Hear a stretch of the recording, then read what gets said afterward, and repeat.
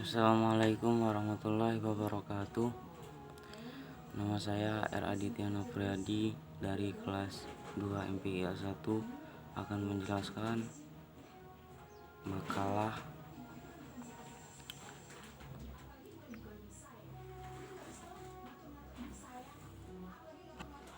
pertarungan aliran filsafat realisme dan empirisme. Baiklah, pengertian realisme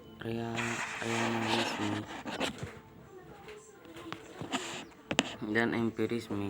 Realisme secara etimologis menurut Bagus 2002, realisme berasal dari kata bahasa Inggris, artinya bahasa Inggris rationalism. Menurut Edward, kata ini berakar dari bahasa Latin ratio yang berarti akal. Menambah bahwa berdasarkan akar, katanya rationalisme adalah sebuah pandangan yang berpegang bahwa akal merupakan sumber bagi pengetahuan dan pembenaran. Kaum realisme mulai dengan sebuah pernyataan aksioma dasar yang dapat dipakai membangun sistem pemikirannya, diturunkan dari ide yang menurut anggapannya adalah jelas, tegas, dan pasti dalam pikiran manusia. Pikiran manusia mempunyai kemampuan untuk mengetahui ide tersebut, namun manusia tidak menciptakannya, tetapi mempelajari lewat pengalaman. Ide tersebut kiranya sudah ada di sana, sebagai bagian dari kenyataan dasar dan pikiran manusia. Kaum rasionalis berdalil bahwa karena pikiran dalam memahami prinsip, maka prinsip itu harus ada. Artinya prinsip itu harus benar dan nyata. Jika prinsip itu tidak ada, orang tidak akan memungkinkan dapat menggambarkannya. Prinsip dianggap sebagai sesuatu yang a priori, dan karenanya prinsip tidak dikembangkan dari pengalaman, bahkan sebaliknya. Pada abad ke-17 terdapat beberapa tokoh kenamaan rasionalisme seperti Plato sebagai pelopornya yang disebut sebagai rasionalisme atau platonisme, René Descartes yang juga dinyatakan sebagai bapak filsafat modern. Semboyannya yang terkenal adalah Cogito ergo sum, saya berpikir jadi saya ada. Tokoh-tokoh lainnya adalah J.J. Rousseau dan Basedow, Goethe, Van Wolfgang, Leibniz, Christian Wolff, dan Bruce Spinoza. Perkembangan pengetahuan mulai pesat pada abad ke-18. Nama-nama seperti Flotaire, Diderot, dan D'Alembert adalah para penggugusnya. 2. Empirisme. Empirisme secara etimologi menurut Bagus 2002 berasal dari kata bahasa Inggris empirisme dan experience. Kata-kata ini berakar dari kata bahasa Yunani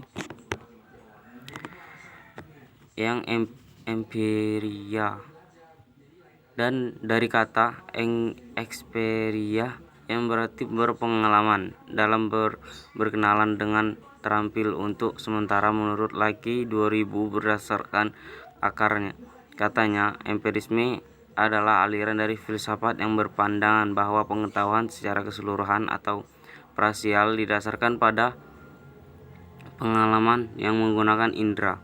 Selanjutnya, secara terminologis terdapat beberapa definisi mengenai empirisme, diantaranya doktrin bahwa sumber seluruh pengetahuan harus dicari dalam pengalaman, pandangan bahwa semua ide merupakan abstraksi yang dibentuk dengan menggunakan apa yang dialami. Pengalaman indrawi adalah satu-satu sumber pengetahuan dan bukan akal. Berdasarkan Horner and Hull 2003, aliran ini adalah tidak mungkin untuk mencari pengetahuan mutlak dan mencakup semua segi.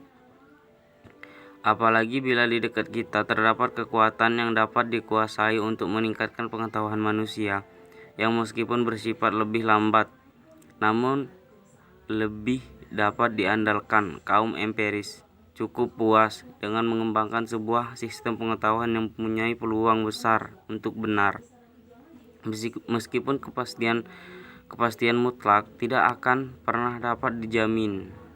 Kaum empiris memegang teguh pendapat bahwa pengetahuan manusia dapat diperoleh lewat pengalaman. Persamaan dan perbedaan antara rasionalisme dan empirisme. Terdapat dua aspek untuk dalam realisme yang digambarkan dengan melihat pada realis mengenai dunia keseharian dari objek makroskopik berserta sifat-sifatnya. Aspek pertama yaitu terdapat sebuah klaim tentang dimensi eksistensi semua objek yang nyata terlihat.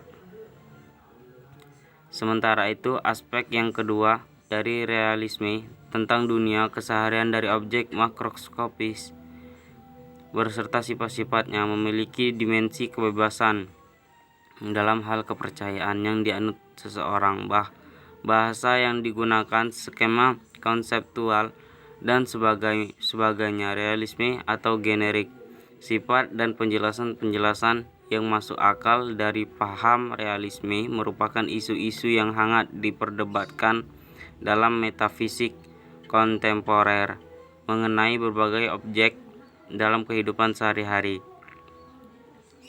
Perbedaan antara rasionalisme dan empirisme oleh Immanuel Kant diambil jalan tengahnya, yaitu Immanuel Kant mengajukan sintesis a priori. Menurutnya, pengetahuan yang benar bersumber rasio dan empiris yang sekaligus bersifat a priori dan a posteriori. Sebagai gambaran, kita melihat suatu benda dikarenakan mata kita melihat ke arah benda tersebut, rasionalisme, dan benda tersebut memantulkan sinar ke mata kita, empirisme. Menurut Edward 1967, secara terminologi, rasionalisme dipandang sebagai aliran yang menekankan akal budi atau rasio sebagai sumber utama pengetahuan, mendahului atau unggul atas dan bebas terlepas dari pengalaman indrawi. Hanya pengetahuan yang diperoleh melalui akal yang memenuhi syarat semua pengetahuan ilmiah.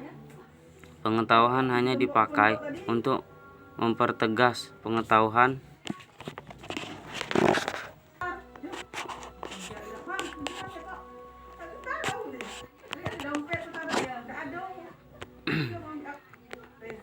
kebenaran dari dirinya sendiri, yaitu atas dasar asas-asas pertama yang pasti. Menurut Katsoff 2004, rasionalisme tidak mengingkari nilai pengalaman, melainkan hanya dipandang sebagai jenis perangsang bagi pikiran. Karenanya, aliran ini yakin bahwa kebenaran dan kesehatan terletak pada ide dan bukannya di dalam barang sesuatu. 3. Pengaruh aliran rasionalisme dan empirisme terhadap perkembangan filsafat matematika. Filsafat matematika lahir di Yunani kuno yang ditemukan perkembangan oleh filsuf seperti Sokrates, Plato, Aristoteles, dan juga oleh beberapa filsuf para Sokrates. Makalah filsafat matematika ini masih menjadi kajian filsuf masa kini. Pengertian dari filsafat matematika adalah suatu filosofi yang menjelaskan kedua sifat fakta dan entitas matematika dan cara di mana kita memiliki pengetahuan kedua sifat tentang keduanya. Tujuan filsafat matematika adalah untuk memberikan penjelasan tentang sifat dan metodologi matematika dan untuk memahami tempat matematika dalam kehidupan kita. Dampak aliran rasionalisme dan empirisme terhadap perkembangan ilmu matematika. Menurut Krastamita dan Wahyudin, matematika dalam hal ini geometri sudah mulai diperkembangkan pada zaman Yunani klasik sepanjang tahun 600 sampai 300 Masehi. Tetapi kenyataannya, sejarah matematika sendiri dimulai jauh sebelum itu. Matematika yang paling kuno menurut Virberg 1981 adalah Plimpton 322, Babel Matematika C 1900 Masehi. Di Moskow Mathematical Papyrus Matematika Mesir sekitar 1850 Masehi dan Rin Mathematical Papyrus Matematika Mesir sekitar. Selanjutnya, menurut Sitorus, perkembangan matematika tumbuh di pantai-pantai Asia Kecil dan Greek dan Italia. Ditemukan oleh seorang saudagar kaya dari Mesir, yaitu Thales. Ia mempelajari matematika Mesir dan mengagumi piramida, kemudian menghitung tinggi piramida dengan bantuan bayangannya. Thales mengambil sebuah tongkat, misalnya PQ. Ia membuat lingkaran P jadi jari-jari sama dengan PQ. Pada saat itu Thales melakukan di pagi hari yang cerah sehingga bayangan Q jatuh tepat pada tepi lingkaran atau bayangan PQ PR. Jadi saat itu pula bayangan T jatuh di titik S sehingga KS dapat diukur. Berarti MS TM T tinggi piramida, sebut MK 1/2 AB sama dengan A setengah alas piramida. Dapat diukur KS sama dengan B, dapat diukur jadi T sama dengan A tambah B. Demikian metode bayangan dari Thales. Thales adalah orang pertama yang namanya dikaitkan dengan satu penemuan, yakni dalil Thales. Dalil Thales tersebut adalah garis-garis sejajar akan memotong dua garis dan perbandingan seharga, misalnya AP, PB, DQ, QC. Dalil ini masih dipelajari di SMP atau di SMA sampai sekarang ini. Selain itu juga, Thales orang pertama yang menemukan sifat-sifat geometri seperti berikut ini. Diameter membagi dua sama besar satu lingkaran. Sudut ala suatu segitiga sama kaki sama besar. Sudut siku yang dibentuk dari garis berpotongan tegak lurus sama besar. Dua segitiga kongruent jika dua sudut dan satu kaki yang bersesuaian dari sudut ini sama besar.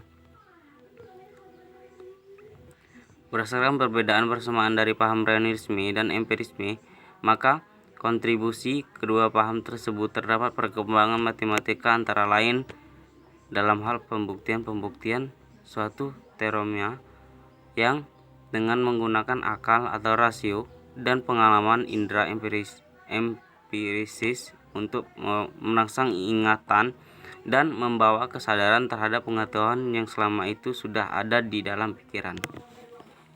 Baiklah, itu saja yang dapat saya sampaikan. Wassalamualaikum warahmatullahi wabarakatuh.